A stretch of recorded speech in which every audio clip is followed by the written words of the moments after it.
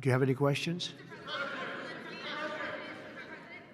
Yes, please. Hi, sir. There's new reporting that the Russians have hacked into some computer systems that manage U.S. federal court documents. I wonder if you've seen this reporting and if you plan to bring it up with Putin when you see him later in the week. I guess I could. Are you surprised? You know, are you surprised? They hack in. That's what they do. They're good at it. We're good at it.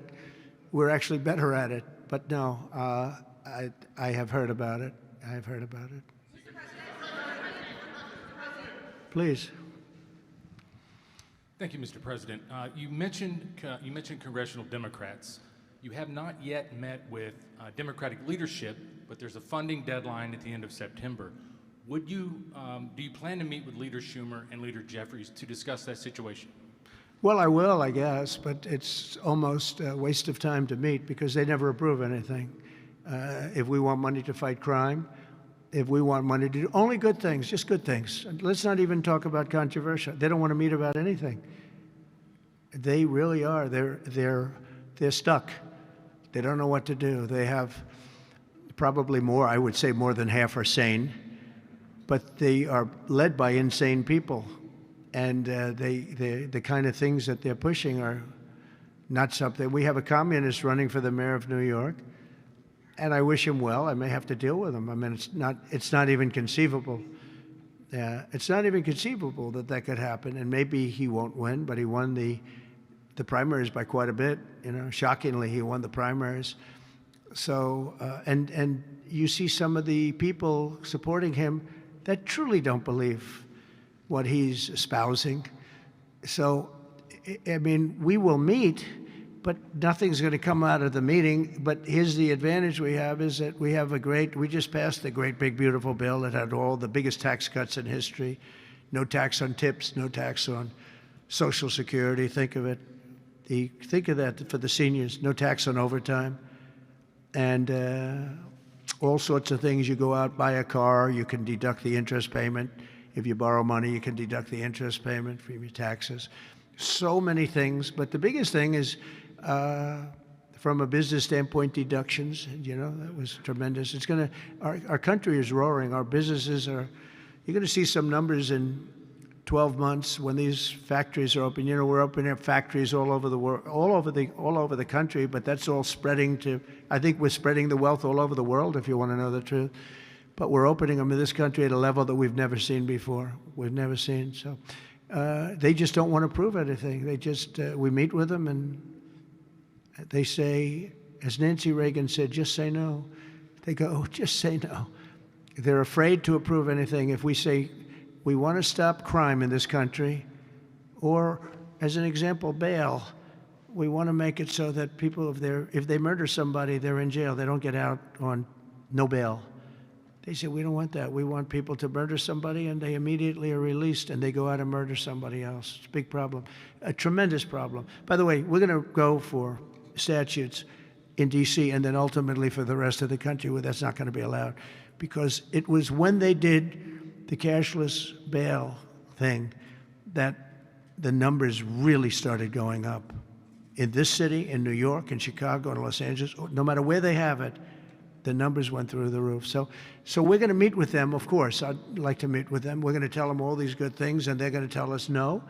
And then we're going to go out and we're going to vote it in by the Republicans, because I don't believe that anybody is capable of making a deal with these people. They have gone crazy. Go ahead. Thank you, Mr. President. Thank you. Your federalization of the police has a 30-day limit unless Congress acts to extend it. Are you talking to Congress about extending it, or do you believe 30 days is sufficient? Well, if it's a national emergency, we can do it without Congress, but we expect to be to Congress, before Congress, very quickly. And again, we think the Democrats will not do anything to stop crime, but we think the Republicans will do it almost unanimously. So we're going to need a crime bill that we're going to be putting in. And it's going to pertain initially to D.C. We're going to use it as a very positive example.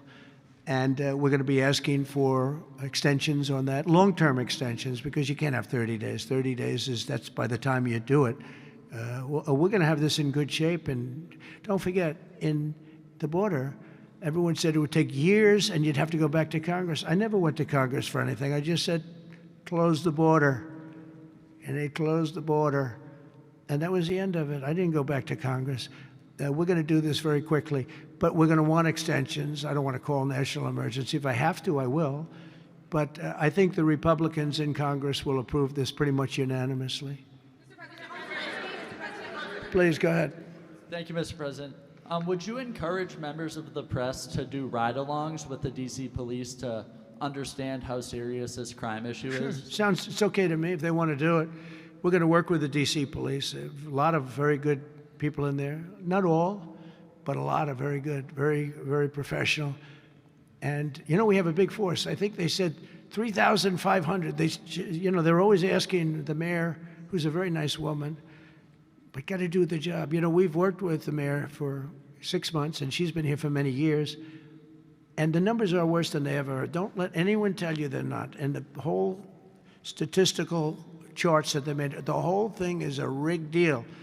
They got rid of the guy because he didn't want to do the numbers the way they wanted to, and they put their own numbers out. They said it's the best in 20 years. No, it's the worst in 20 years. But we're going to be very open about what we're doing. So if the media wants to ride with police, if they want to do it, if they feel it's safe, that would be okay. Yeah, please, go ahead. Thank you, Mr. President. Mary Margaret with Daily Wire. 2 questions on D.C., if that's okay. How do you feel about Mayor Bowser's level of cooperation and her choosing to advocate for D.C. statehood right now? And Well, the statehood, let me do that one first. Statehood is ridiculous. We want to straighten the place out. Statehood's ridiculous. It's unacceptable. It's the Democrats want it because the Democrats have, about 95% in this little area. Even I didn't get it very much. They want that. They want to pick up 2 senators, and it's not going to happen. It's not going to happen. And that's the least of the reasons why, by the way, but that's one of the reasons why. What we want to do is make Washington, D.C., the greatest, most beautiful, safest capital anywhere in the world, and that's going to happen.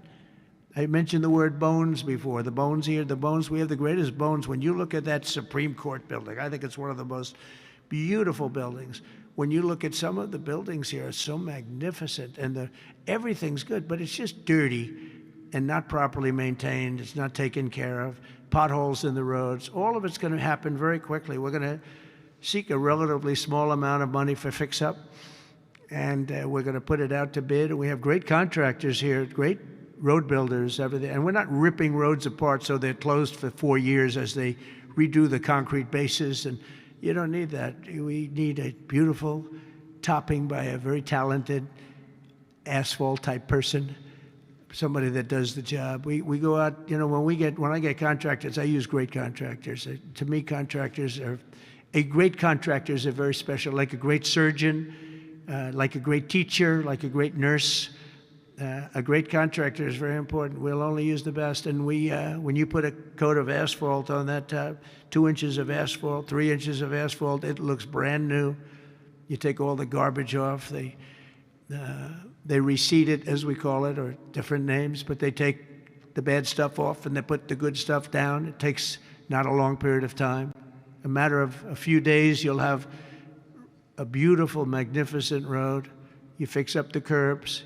You get rid of the medians in this town are just horrible. You're riding around, I think to myself, leaders come from foreign countries. You see, with leaders all the time, different leaders. They came in from India recently and from everywhere.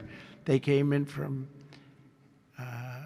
a war that we just ended, Azerbaijan, and and Armenia. We just ended the war. The 2 leaders came in. One of them said, "My country looks better. The roads are better than, we were talking about it." I said, "What do you think?" He said, "Well, the roads are better in Armenia than they are in Washington, D.C. It's embarrassing." And I was asked at the last press conference, they said to me, "How important is it? You're doing world peace. We're going on Friday to Alaska, meeting with President Putin, Russia. How important it is that the capital is important?" I said, "Very, very important." I told my father, said to me, "When you see a restaurant and you want to go and you want to have dinner, and then you go up to the front door and it's dirty, turn around and go back because the kitchen's dirty." It's the same thing with the capital of the United States of America. if it's dirty and unsafe, it sets a bad tone for the rest of the world. So we're not going to do that. We're going to have this Capitol fixed up, safe, clean, and beautiful in a very short period of time. Go ahead, please. In the back? Yeah, please.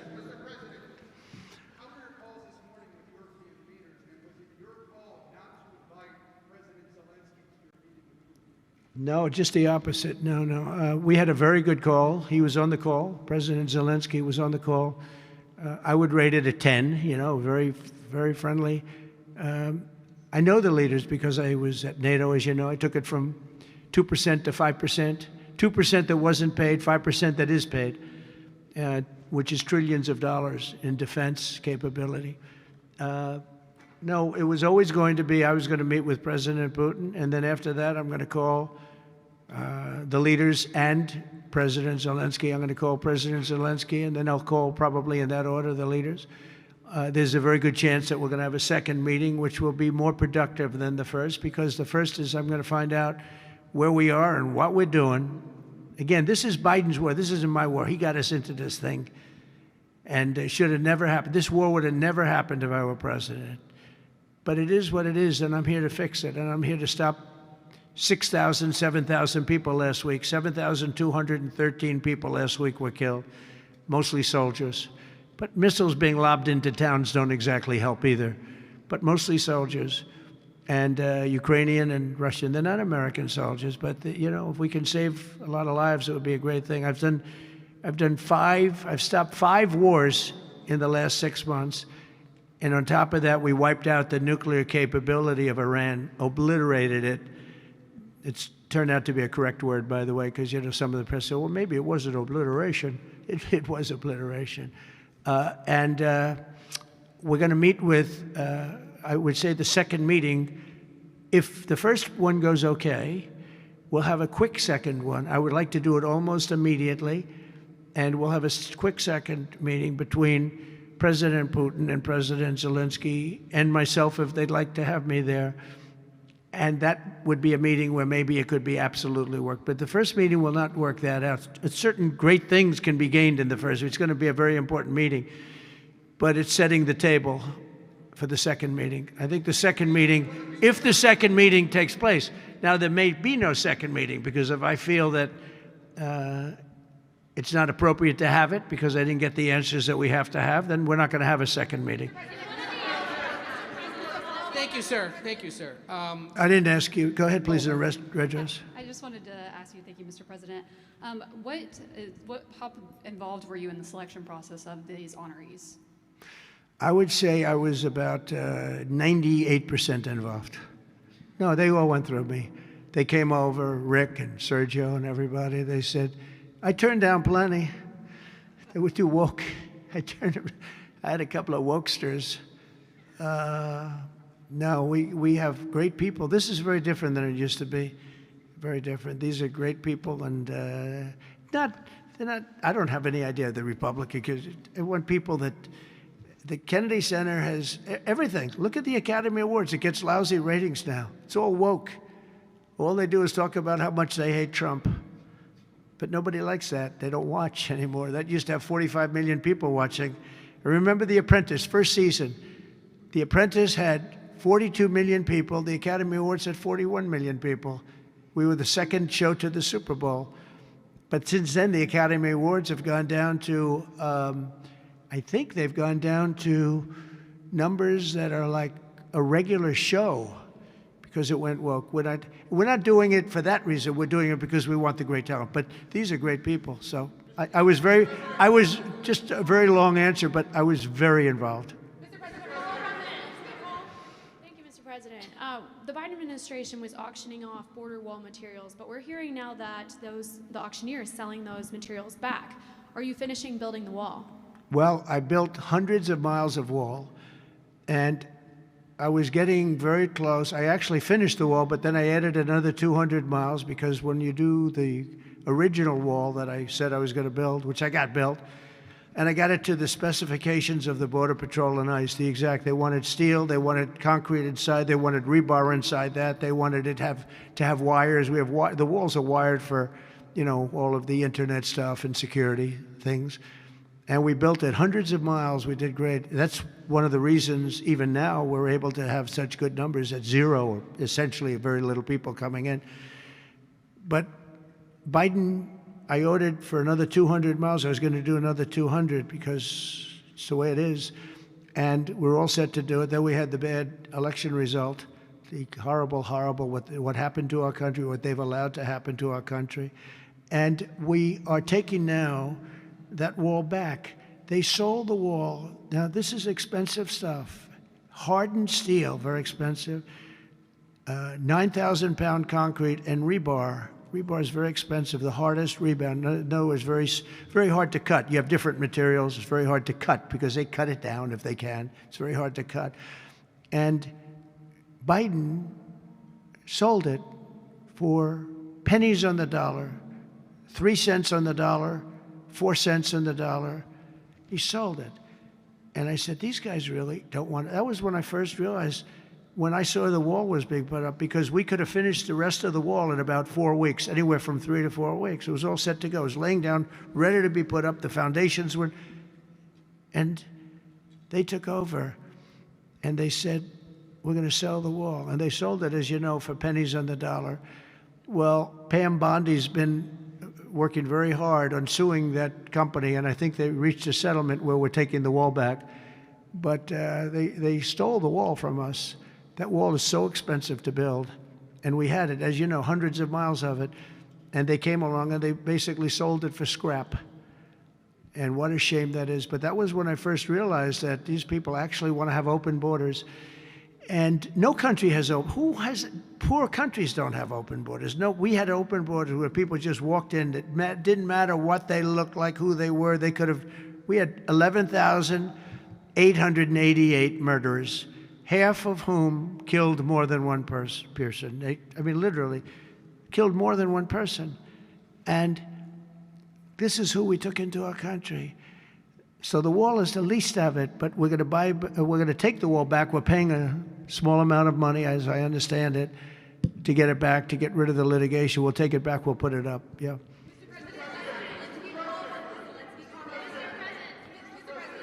Go ahead in the back, please. I want to take it back to the Kennedy Center, if I can, just for a second, Mr. President. Sure. From what I understand, the Les Mis show exceeded everyone's expectations. Attendance, revenue, across the board. That's great. Do you anticipate future shows to basically do the same? I like that guy. Now, that's called a question, okay?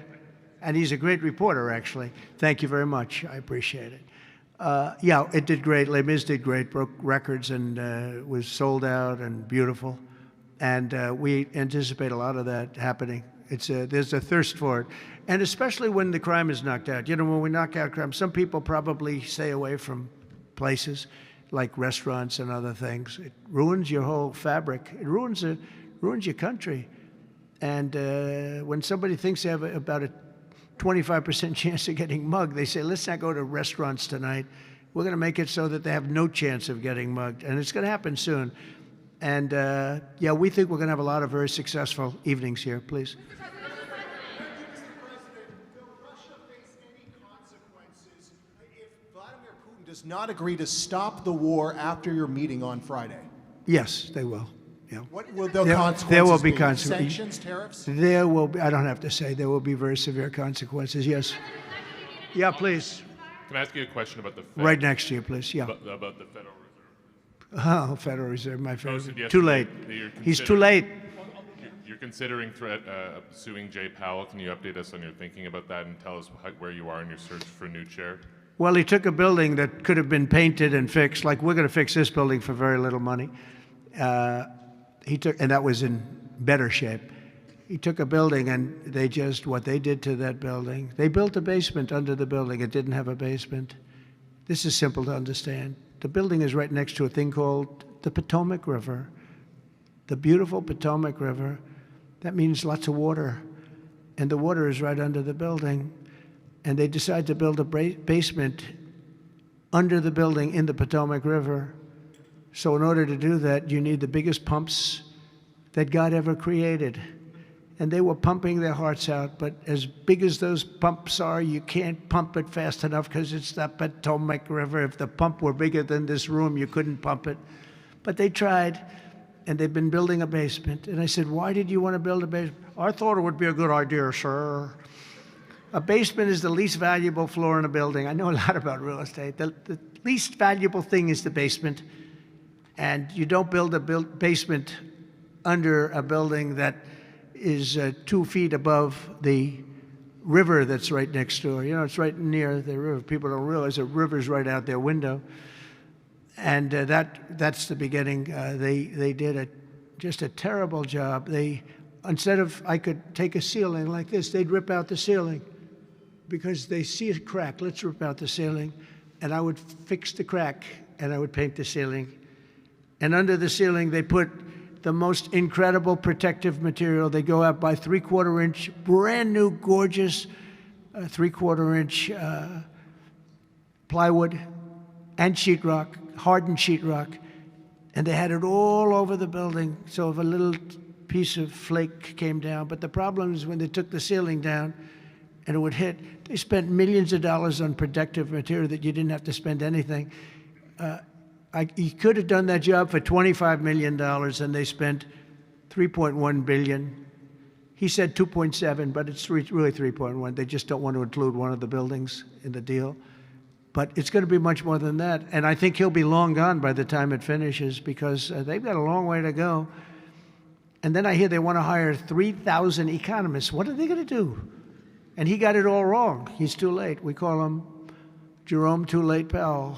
It will live with him forever. I believe that name will live with him forever, along with the name Pocahontas and some of the others.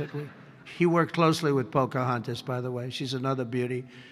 But we have a real problem there. They're way over budget, and they did a job that shouldn't have been done. It was unnecessary to be done. Instead of, I could have gotten the greatest wallpaper anywhere in the world from the finest stores in the world. I could have fixed up a wall a little bit. It would have taken about 2 hours, and covered it with the most magnificent silk and most magnificent paper for thousands of dollars as opposed to tens of millions of dollars. What a shame it is that they did.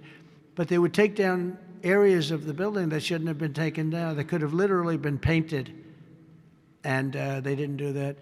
So they've got a long way to go. And I think it's just grossly incompetent, but not quite as incompetent as his decision not to do interest rates, take down interest rates, because just like they shouldn't have taken down a ceiling, they should take down interest rates. Every point costs us $360 billion a year. Think of that, $360 billion for 1 point. And we should be down at 1% because we're the leader of the world. We were always the lowest interest rate until like a certain time ago, decade, couple. But we were always, because we were the United States of America. So even if the country was run badly, we were considered like to be super prime. And now he's got us in a bad place. So we're paying $360 billion a year for each point. Now, I believe we should be 3 or 4 points lower. So that's over $1 trillion we pay every year in interest. And it's really just a paper calculation. You sign a document and you save almost $1 trillion because that number equates very much to the bonds that we have to buy. But despite that, we're powering through it, and we have the greatest economy maybe we've ever had. But the housing sector, people aren't able to get good mortgages. They're paying too much because of Jerome Too Late Powell. He's truly incompetent, and we'll be making another. We put a very good man in temporarily in the one spot because one of the people that was appointed by the Democrats left early. And I heard left because that person wanted lower interest rates, and I heard quit, but I have no idea. I'm sure she won't say that. I'll be naming a new chairman sometime within the next. I think I'll name it a little bit early, the new chairman. I'm down to 3 or 4 names, all good, all great. The problem is you name them and then they turn out to be not good. That's happened to me a couple of times. You name somebody, they tell you everything you want to hear, and then they go in and they turn out to be not good. I mean, he told me everything that I thought was appropriate. He turned out to be a stiff, real stiff. But other than that, I think he's doing a very good job, yes. Okay, maybe one or two more. One or two more. Yes, sir, please. Go ahead. He looks like Scott Bessent. Are you the Treasury Secretary? You don't want me for Treasury. I trust don't me. know. I don't know. You look like you could do a good job. Go ahead. I keep my family budget okay. Sir, when you meet with Vladimir Putin Friday in Alaska, Yeah. do you believe you can convince him to stop targeting civilians in Ukraine? Well, I'll tell you what. I've had that conversation with him.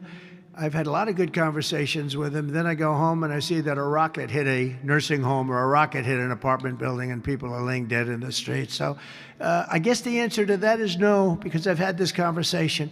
I want to end the war. It's Biden's war, but I want to end it. I'll be very proud to end this war along with the 5 other wars I ended. But I guess the answer to that is probably no, because I would have had a good conversation with Vladimir. I knew him very well. I got along with him great, actually. We had the Russia. I had to go through the Russia hoax, and it was actually it was a strain on the relationship. I actually told him. I said, you know, they got this phony investigation going on, Russia, totally phony, created by Adam Schiff, Shifty Schiff, and Hillary Clinton and the whole group of them.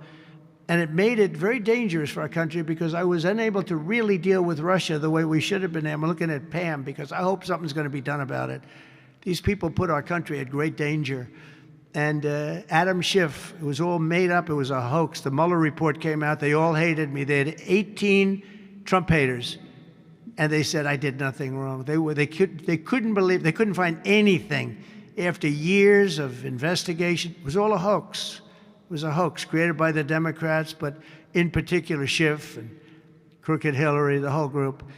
And now we've learned all the stuff that's come out over the last 2 months is incredible through intelligence. And hopefully something's going to happen with it. These are people that put our country in danger, in real danger. I want to thank you all very much. Thank you very much.